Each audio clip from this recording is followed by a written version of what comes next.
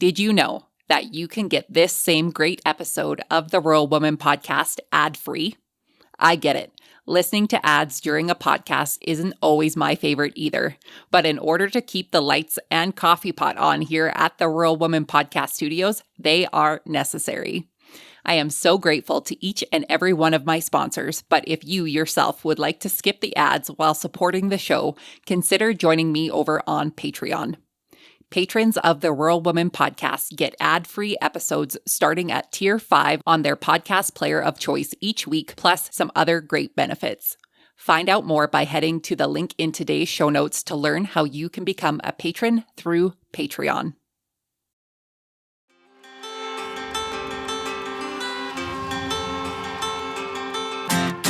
Hi, I'm Caitlin Dubin, and this is the Rural Woman Podcast.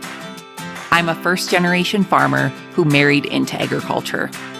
Born and raised in a city, I was so unfamiliar with where my food came from, but I was determined to figure it out. Through my journey into agriculture, I saw women who were strong but humble, often taking a back seat. To me, these women were leaders who deserved a seat at the table. I created the Rural Woman Podcast to share the voices of women in an industry whose stories often went untold. The rural entrepreneurs who live and breathe their work, full of grit and pride. We come here to share our stories, to be in community with each other, to be challenged and inspired, but most importantly, to be celebrated and to be heard. We may not all live, farm, ranch, or homestead the same, but we are all connected. We are rural women, and our stories are worthy of being told.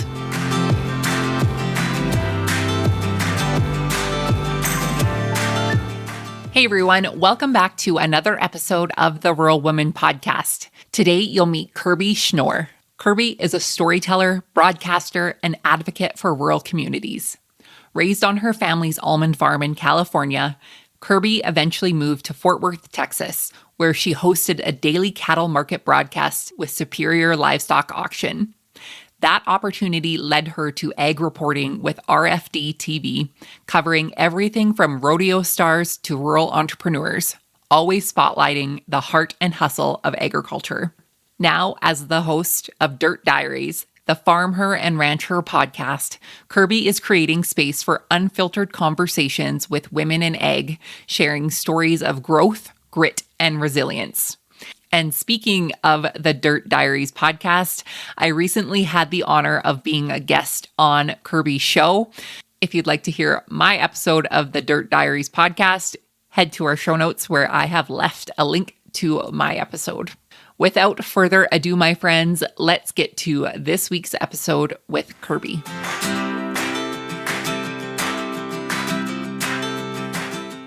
Kirbe, welcome to the Rural Woman Podcast. How are you today? Good. Thank you so much for having me. I am so excited to chat with you.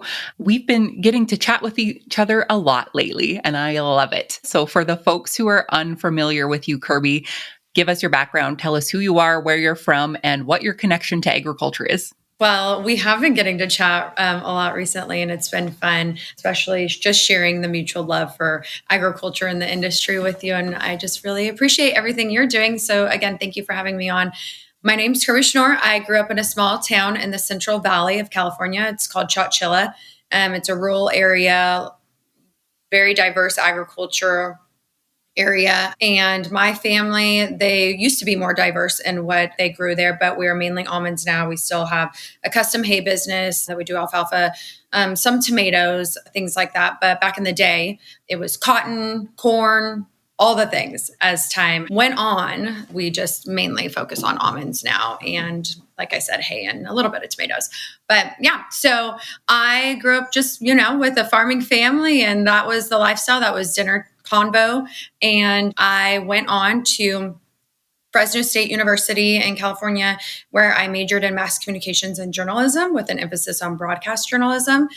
And I thought I'd learn something outside of the agriculture scope because I grew up showing livestock all over the country. My sisters and I, we have a cattle company called Schnoor Sisters Cattle Company, and we showed very competitively. We had fun. We made a lot of friends, connections, networked, which led me to my career that I'm into today. After college, I got a job in Fort Worth, Texas, and not easily. That story is kind of interesting. Was Superior Livestock Auction, and they had several programs on RFD-TV. They didn't really have a spot for me at the time, but I said, I'll answer phones, I'll take out trash, I'll do whatever. There's something about Fort Worth, but definitely Superior Livestock and the culture there and the people. And I just wanted to be a part of that side of the cattle business and what they were doing and be a part of the industry in some way. I knew I never wanted to go into hard news.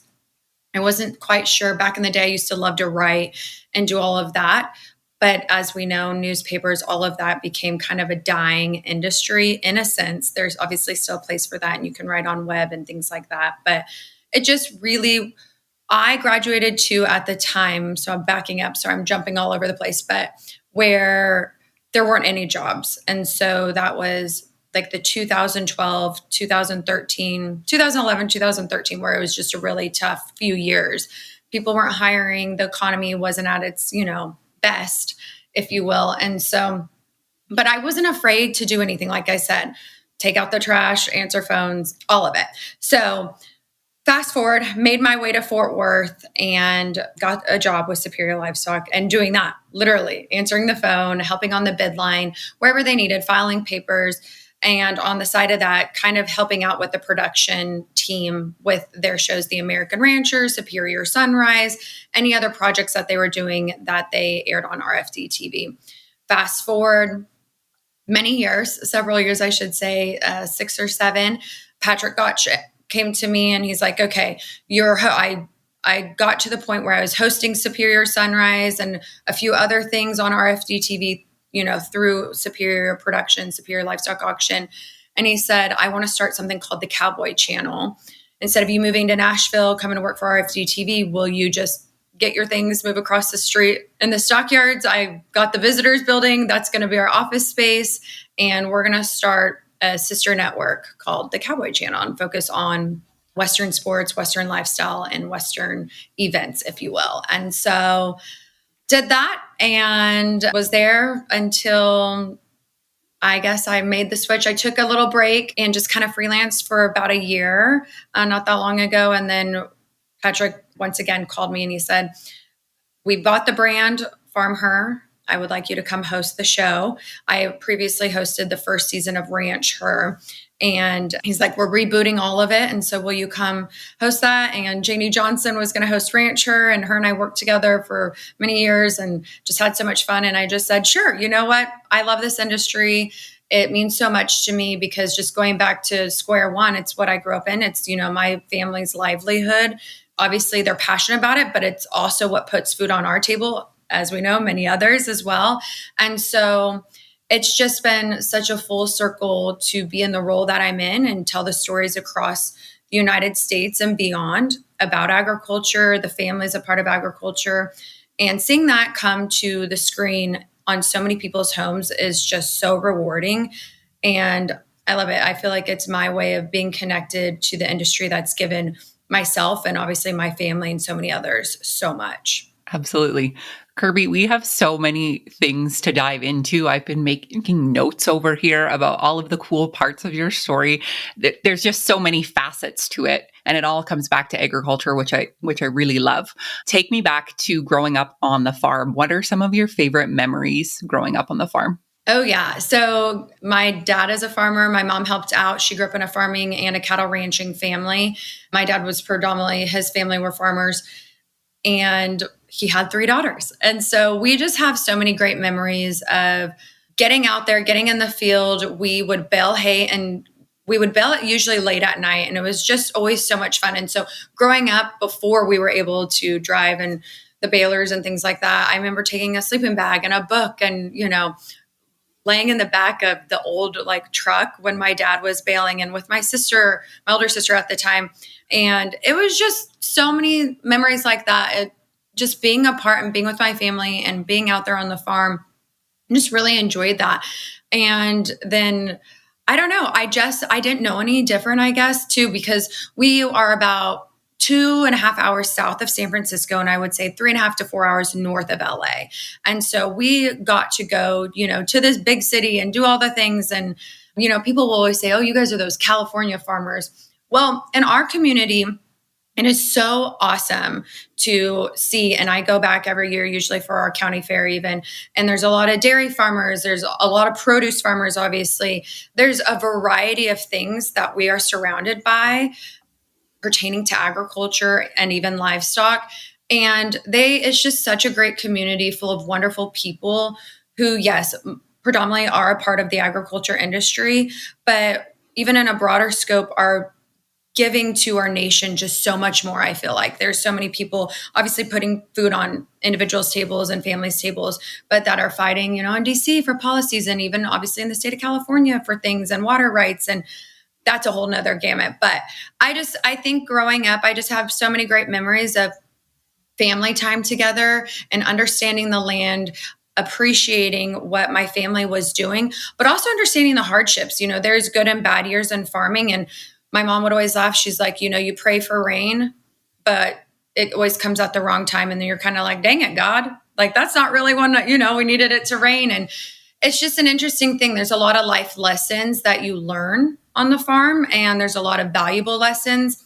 And there's a lot of things that I think at some point in my life probably took for granted. But the older I get, I really recognize and realize the lifestyle is just so rewarding. Yeah, absolutely.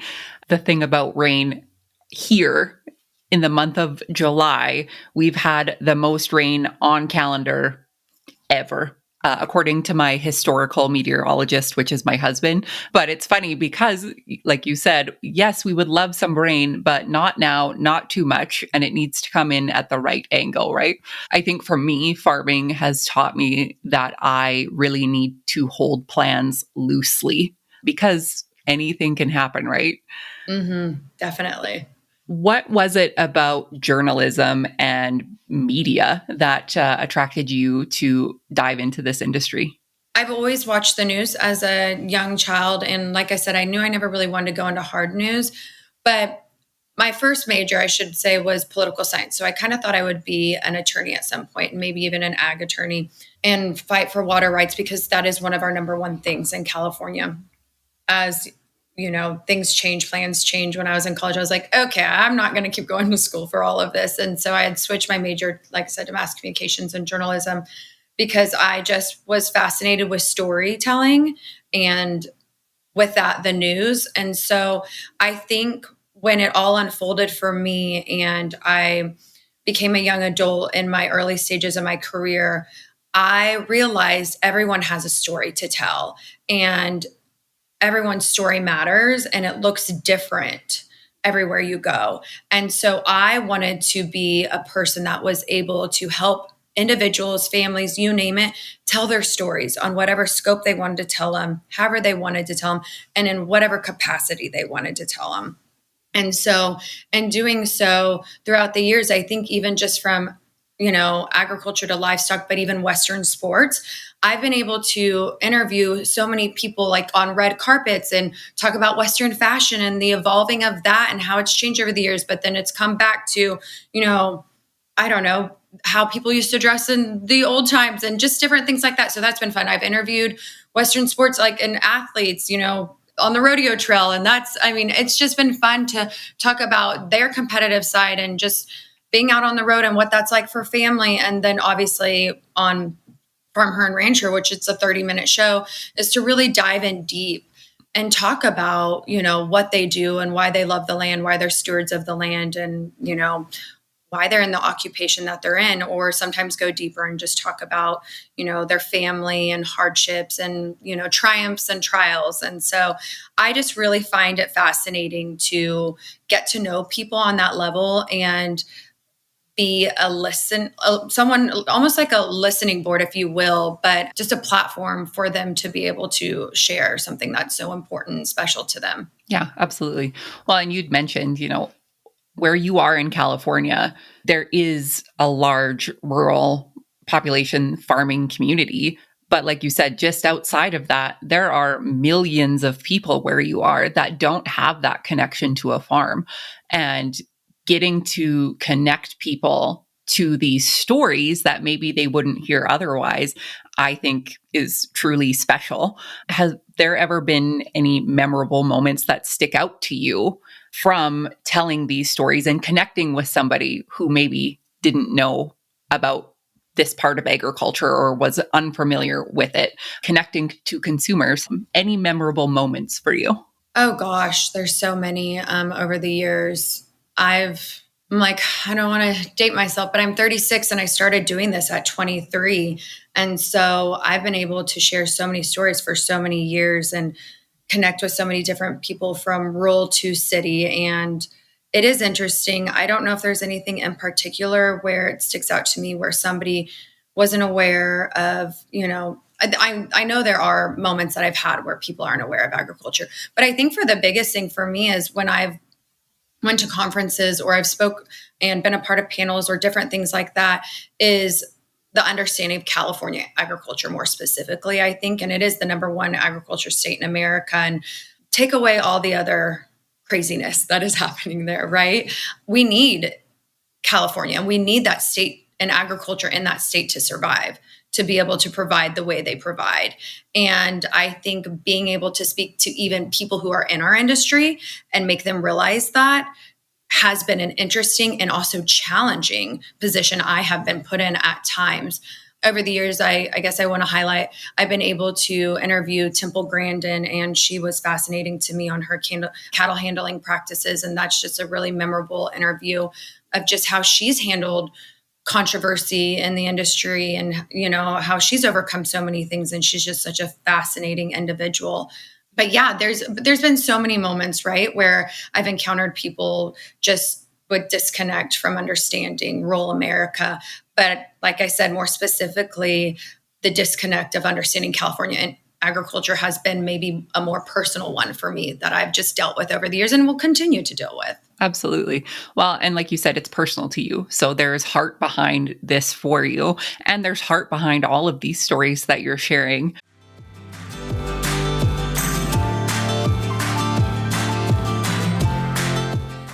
You can help support the stories of women in agriculture to be shared through the Rural Woman podcast on Patreon. What is Patreon? It's a membership-based platform that helps fund and support creators like me to create and produce content like this that you all love. New to the Rural Woman podcast Patreon is ad-free listening and patron-only bonus content and exclusive episodes. Learn more and join the patron gang today at patreon.com/The Rural Woman Podcast.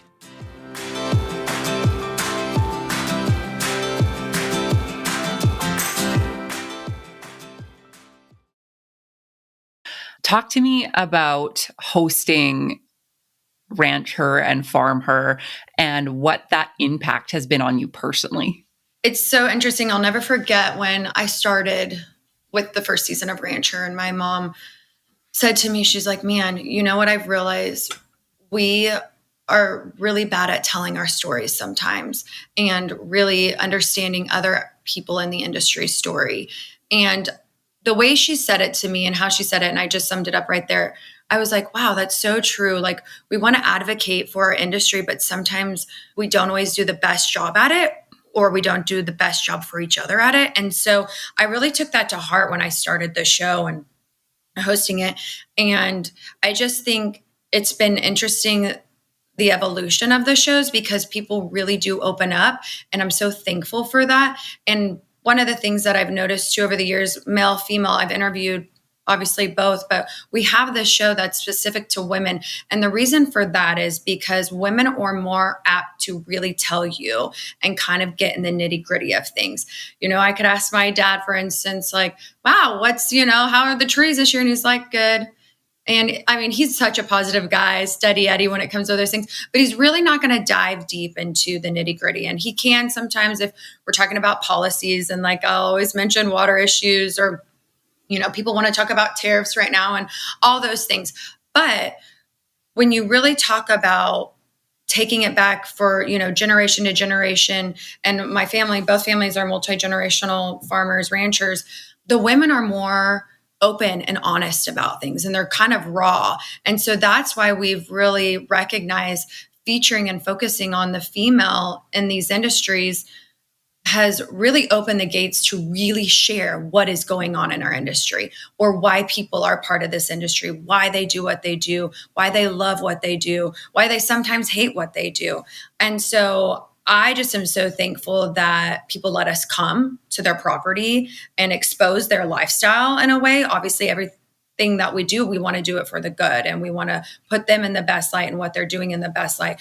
But the willingness to be able to be open and share, it's been so interesting, and it's been an exciting adventure. And I really am so grateful for this opportunity and for the individuals and the families who have allowed me to be a little part of their story and telling it.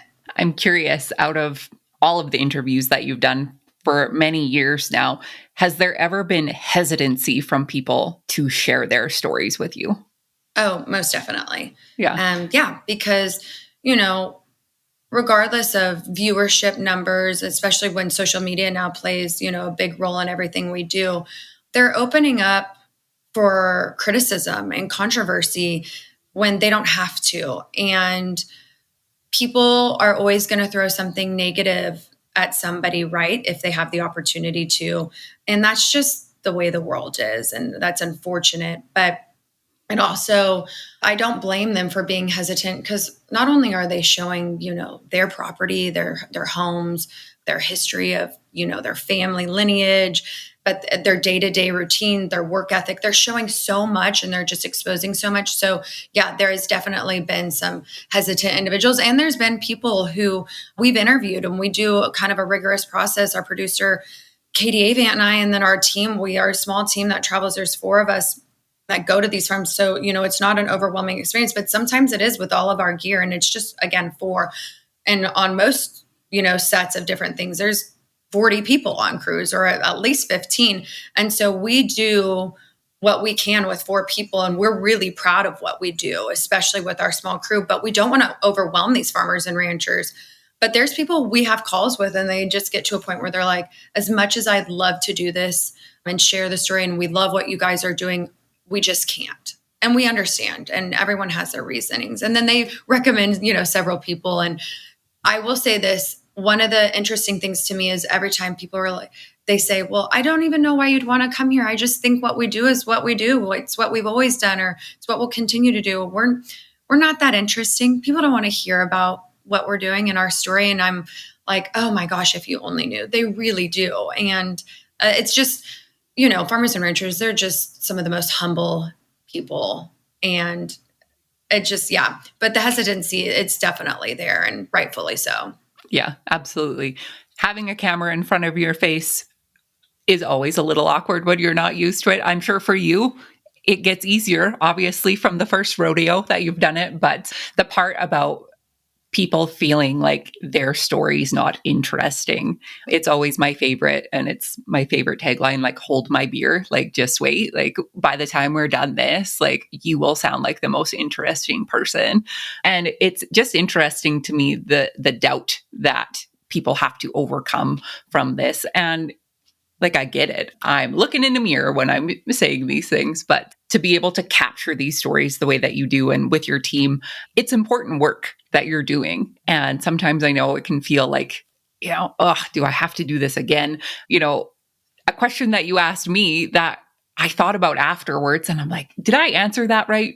What do you do through those times? Or are there times where, you feel like, I just don't think I need to do this anymore? Yeah, I think that happens to all of us, right? And I mean, I like I said, I'm so grateful that I have this role in my career, and I've had it for so many years, and I have seen so many different places all over the United States. And like I said, even international, I've gotten to travel and tell agriculture stories, but the days are long. And especially this year, I'll just be quite frank and raw with you. There's months where I've been at home more 2 or 3 days out of the month, and I'm blinking and I'm like, we are almost in August. We are almost, in September. I mean, we are almost in 2026. And even looking at my August schedule, it's crazy because there's about 4 days that I'll be home. And so, yeah, it is kind of, you self-reflect, and you think, oh, it won't be bad. And, or, this is why I'm doing this. I love what I'm doing. And I genuinely love it, but I'd be lying if I didn't say it could be tiring and it could be wearing on an individual and on me. I mean, the days that, like I said, are long when we're shooting. They're 12-hour days. There's some prep in it. And then sometimes we're driving 7+ hours, a little less. Sometimes we're just trying to get from one place to the next. And being on and communicating with people can also be very draining. And people say, well, you don't have to be on, just be yourself. And I just think I never want to go through the motions. I want to make sure every time I show up on a farm or ranch, or if I show up to a conference, or if, I'm at a rodeo interviewing, I'm giving as much as I can give, and I'm giving 100%. And yes, there are days you can't give 100%, but I know whatever I do, it has nothing to do with me. At the end of the day, it has to do with the people that I'm interviewing and are telling their stories or talking about their ride or their run. And that's the most important thing. And so if I'm so depleted to where I'm not doing a good job, to where it, takes away from the point of, that we're trying to make here and the overall goal, then I'm like, man, I need to step away from it. And there was a point in time I stepped away for a year because I had reached that point where I just felt like I'm completely burnt out. And a part of that, I will tell you, it's so interesting to me, is social media is such a fascinating tool, right? People think that, wow, it's so fun. You get to do this. You're going here, you're doing that. And on the flip side, they are so right. It is so fun, but that's just such a highlight reel. I'm like, you have no idea, like, how I would just like to sleep in my own bed or eat at home or, have a routine of some sort. But I say all that now, and I'm like, if this was all gone tomorrow, I would be devastated. So it's just one of those interesting things, and finding balance is also an interesting thing because that's hard to do. And it goes with the saying too, is people say you can have it all, just not all at once. And I genuinely believe that. And so, yeah, there's definitely days where I have questioned and I've wondered, and I'm like, man, when, I've been doing this for a while now. So I'm like, when's the next person going to step up and take over? But like I said, there's just so many stories to tell. And it's my way of giving back to the industry and truthfully giving back to my parents who have given so much to me. And I'm just so grateful for that. Yeah, absolutely. Well, and you've said that this year has been super busy. You've also helped launch a podcast and becoming a host of a podcast. So let's talk about that being added to your plate. Tell us all about your new podcast. Yeah, so Dirt Diaries is a part of the FarmHER RanchHER brand, which is so special because sometimes people don't want a camera right in their face and filming, 12-hour days out on their property, and we completely understand that. And this is just a different way to share the stories of women in the industry. So whether it's from a boardroom to a branding iron and a pin, somebody has a story to share in this industry. And I get to talk to so many different women, and I have a team of, there's 3 of us on it, and it's Jenna, Holly, and myself, and Raquel, our CEO, and her vision with FarmHER RanchHER was to bring back around a podcast with it. And so we brought that to life this year, and that's what we're doing. We are getting to talk to so many different individuals and share their stories. And I'm having fun with it because it just, people open up differently. Obviously, when you're we still have a camera in front of them, but when people are sitting down and they're a little relaxed, you get a different side of things. And so we call it digging in on Dirt Diaries. And that's what we're doing. And so it's really fun. We're having a good time with it. What has been your favorite thing about this platform and podcasting so far? I think my favorite thing has been the stories that come about as you're just kind of sitting there talking, and the casual conversation that comes with that, right?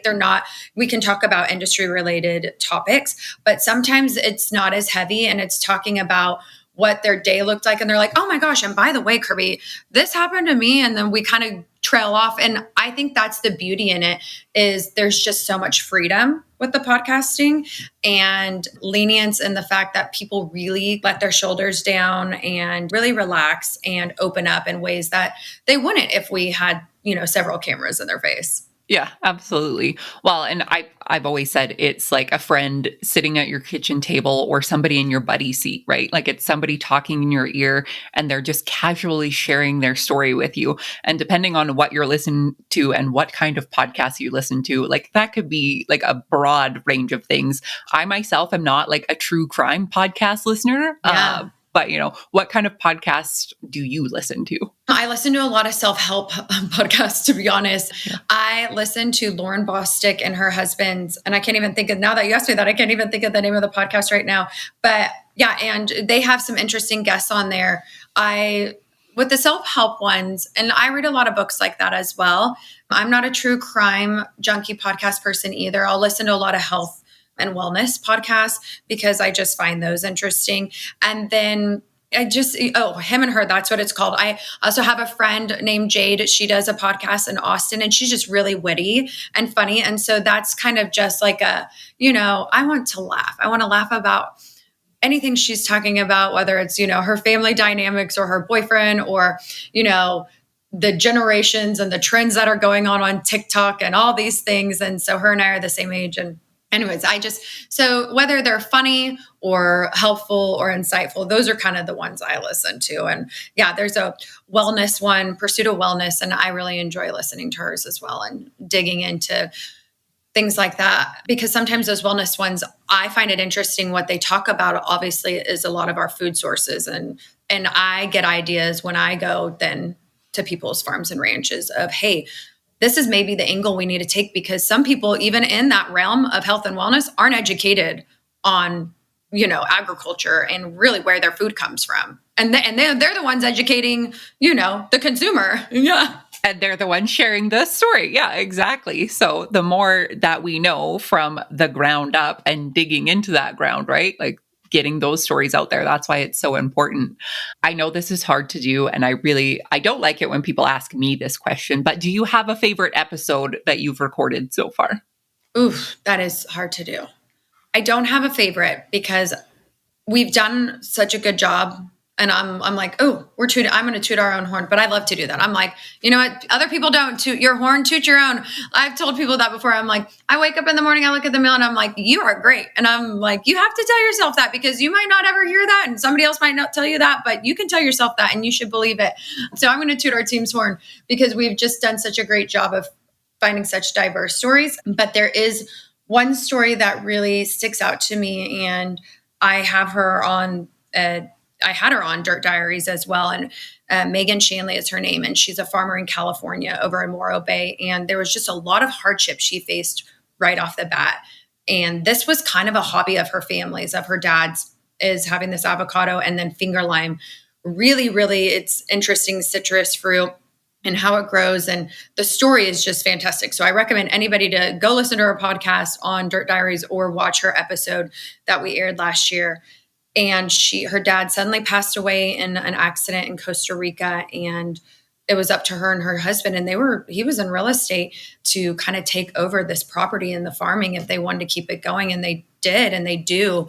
And through that, there's just been some difficulties within family, obviously within land, within, as we know, pricing of avocados, with their packing houses and who they're using and just the marketing tools to get finger limes, out there to the public and getting in grocery store, all the challenges that they face. It's just been a roller coaster for her. And I just think she was so raw and honest in the beginning stages on her episode. And now recently having her on the podcast, so much has happened since then.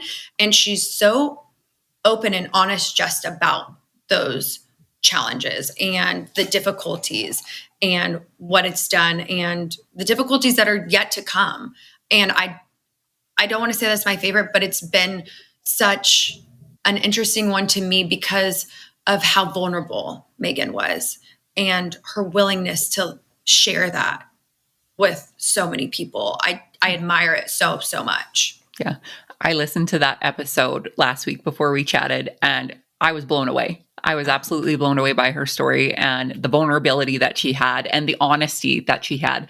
I think sometimes in agriculture, we are open and we share our stories, but the honesty behind the really hard things can be such a struggle to share because of, family, because of business, because of all of the hardships that can come from that. So yeah, Megan's episode, I have to say that one was really great. So you did a good job. Oh, thank you. Yeah. Good job to Megan. It's all her. Yeah, no, it's a fascinating story, and we will link that show and the rest of your shows and all of the things in the show notes for people to listen and find you. What advice would you give to a young woman who grew up in agriculture, who maybe has bigger dreams than the farm? What advice do you have for them? Well, I think what's so neat now is there's so many different avenues for women to partake in, especially related to agriculture. So if they don't want to be out on the farm or the ranch, they could be in so many different positions that are related to the industry, whether it is podcasting, having a TV show, working for a television network, working as a seed salesman, working as a fertilizer company, working for any of those corporations and equipment companies, even I would say, as you could even go on to politics and being a lobbyist. There's just so many ways to be a part of this industry. And there's been so many doors open and seats at tables for women. I really do believe men in this industry are so proud to have females in this industry. They don't ever look at the difference of, oh, she's a woman, she can't do it. And I know people have that stigma and they say that, but the more places I visit and the ranches I go to and the farms I go to, the men there are just so uplifting to the women, and they are just like, get in here and do it. So for a young woman, I would just tell her, find the area you want to go in and go for it. There are no limitations, but the only limitation is yourself. Because I will say this, what I have found is we are our worst critic, and we obviously are hardest on ourselves, and we are our biggest doubter. And so as a female, you just have to really believe in yourself, and you have to trust your gut, and you just have to do it. You really do just have to do it. And by me saying that, I mean, put in the work. Like, don't be afraid to take the job for the company you want to take it for and take out the trash. You cannot be above anything. And that is the struggle I honestly have seen with some of the younger generation females. They handicap themselves because they think they're too good to do some of, the lower, quote unquote, lower tier jobs. And that's what's keeping them from growing, excelling, and being in positions that they really want to be in. So it's just putting in the work and getting their hands dirty and, just communicating and networking and talking to people and all the things that everyone talks about.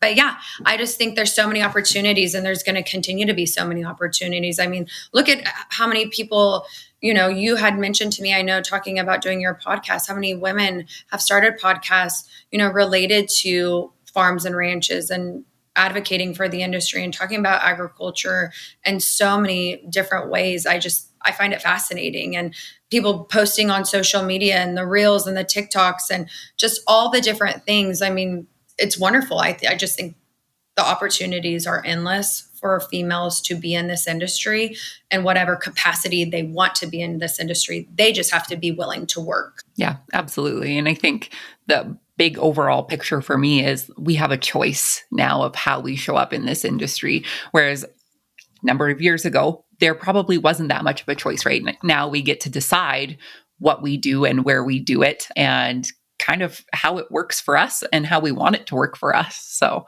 I think that's probably the neatest thing. What's next for Kirbe? What's in the future? Oof. That's a great question. It's a loaded question. I think what's next in the future is to continue being able to travel and tell the stories of this wonderful industry that is so needed. Obviously, everyone has to eat. And aside from just eating, people need clothes on their back. There's so many things that people don't understand that are, come from agriculture and livestock. And so I think just the education aspect is what's next on my agenda, or just on, down my path to continue to be a part of this industry and give back to this industry. And like I've mentioned so many times already when talking to you, an industry that's just given myself personally so much, but my family so much, and really continue to be grateful for the people a part of it. And however I can tell their stories, share their stories. I want to be able to do that. And so I'm just going to hope that I can continue, down this road and be able to visit with so many people and share their stories. Keep on keeping on and keep digging in and all of the things. Kirbe, my last question for you, and a question that I ask all of my amazing guests, is what is the most rewarding part about being a rural woman for you? Ooh, that's a great question. The most rewarding part about being a rural woman is getting to experience what God created and sharing that with others. It's a privilege that a lot of people wish they had or have had a part of, and we're pretty lucky to live it. So, Kirbe, thank you so much for sharing your story with us today. You get to share other people's stories, and I'm so happy to share yours. For the folks who would like to connect with you after the show, where can they find you online? I'm not the best on my personal social media. I try to be sometimes, but it's just Kirbe Schnoor on Instagram or Facebook. That's the extent of that. But you can always find us on FarmHER or RanchHER on our social media platforms. And we have a great team behind all of that. And then, of course, RFD-TV. And just tune into the shows, tune into Dirt Diaries. There's so many amazing people that are just so awesome. And we get to just, share snippets of their life. And I'm thankful for that. Absolutely. Thank you again so much for sitting down with me today. I really appreciate it. And we'll talk soon. Yeah, thank you.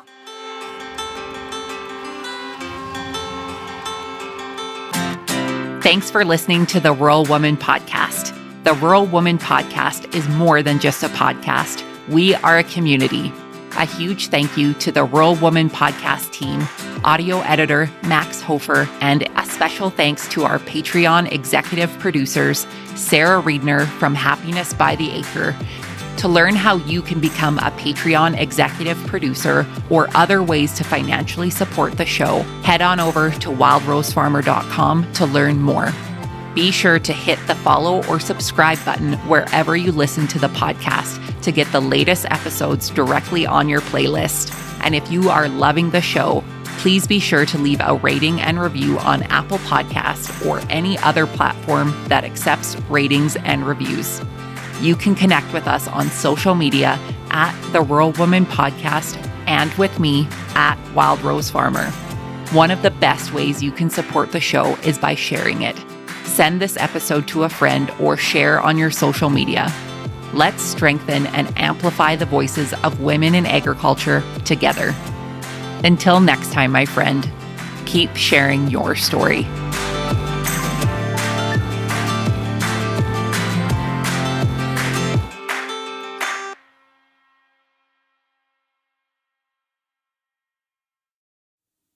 This week's episode of the Rural Woman Podcast is brought to you by the patrons of the Rural Woman Podcast.